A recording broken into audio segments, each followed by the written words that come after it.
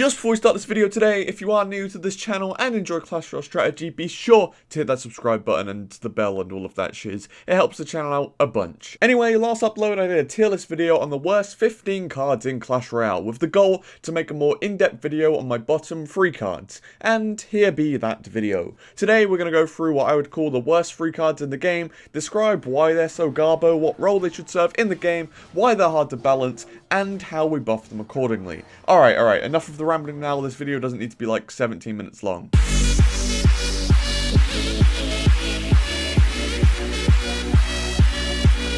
We shall start with the best of the worst, Three Musketeers. This card used to prove one of the best in the game before one tragic nerf that saw their elixir cost rise up to 10. However, due to deploy time and elixir leakage, the Three Musketeers actually ended up costing nearer to 11 elixir, making them sort of unplayable. Back in May, they came back to 9 elixir, but now deployed 2 seconds later, taking away any and all defensive value you can get. Now, they sit at a very consistent 0% usage rate in grand challenges, and could really use with some beefing up to return to their place. The role of Three Musketeers was sort of to its own. They were a win condition and a game plan in themselves. I guess you could call their role to lead the Fireball Bait archetype, but does the archetype really warrant a role? I don't know, they're confusing. The problem with balancing these fine ladies is that their stats will always overlap with the normal Musketeer, a relatively balanced card. That is, of course, unless you touch their deploy time or their elixir cost, a harrowing dilemma. Anyway, how do we fix Three Musketeers? In my opinion, this is probably the shortest and easiest change to make in this list.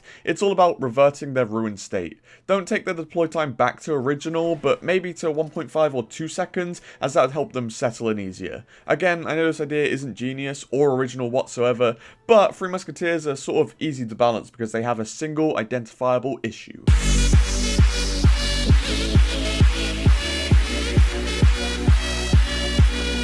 Royal Recruits, on the other hand, are the complete opposite of just the one single identifiable issue. Supercell were required to emergency nerf this card from 6 elixir all the way up to 8 because of what an issue they became. These guys are now sat at a 0% usage rate as well because of the big nerfs applied to them. As a card, they're the only one that need to be played into 2 lanes, and this is where the balancing issue comes in. At a 7 elixir investment, you're required to attempt a punish play whenever your opponent places them in the back. However, because recruits will always be in both lanes, how do you punish this without giving your opponent defensive value? Well, really, you can't. And this is where the balancing conundrum comes in.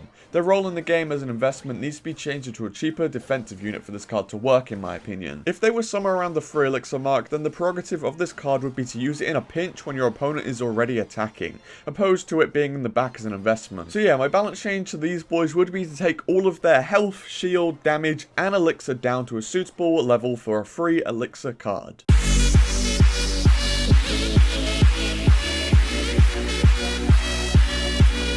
In my opinion, the absolute worst card in the game right now is Elite Barbarians. On ladder, they're a menace as we all know, but challengers tell a different tale. Their usage rate springs up to an amazing 0.2%, which is actually huge compared to the other cards on the list, but don't let this fool you. Their higher usage rate is solely because the noobs who use them on ladder will also carry them over to try their normal ladder decks in challenges. What a lot of you won't know is that Elite Barbs were once actually the best card in the game, back in Clash Royale's North American Open days. Their hit points saw a cumulative drop of 27% and their damage 18%. Their hit speed was also nerfed by 0.1 seconds. Now they're garbage unless you have them over leveled. What's their role? I guess it's to surprise attack your opponents, but to also have the capability to obtain defensive value and look overall sexy whilst doing it. The Elite Barbarians card. Moving on. Their problem in balancing is that they're a common card. Wait, that's actually not really a problem. Supercell are just hella reluctant to change rarities, and I don't quite know why. Sure, you'll have to appropriately refund people who have upgraded the card, but so what? It's like a very simple maths equation. Changing their rarity stops people spam upgrading them as easily, and allows us to finally change their stats because they're not so overpowered on ladder. There are 2 ways to go about making Elite Barbarians viable. Either you up their health or damage to make them a more offensive tool, but personally I'd rather see them in a more defensive role. Slow down their movement speed, allow them to hit maybe 0.3 seconds faster, and keep an eye on their place in the metagame. I think they're a much more constructive unit when they're able to get defensive value and and pose a more mediocre counterattack. So yeah, those are my worst free cards in Clash Royale at the moment. A little bit of theory, a little bit of tech, and a little bit of how to solve them, I guess. Thank you guys for watching to the end of this video. It means a lot, especially on these sort of tech ones where they're not the longest, so any watch time I can get is greatly appreciated. Of course, if you did enjoy this video today, be sure to hit that subscribe button down below. It means the absolute world. It's like the most valuable button. But yeah, boys, apart from that, I hope you enjoyed, and peace.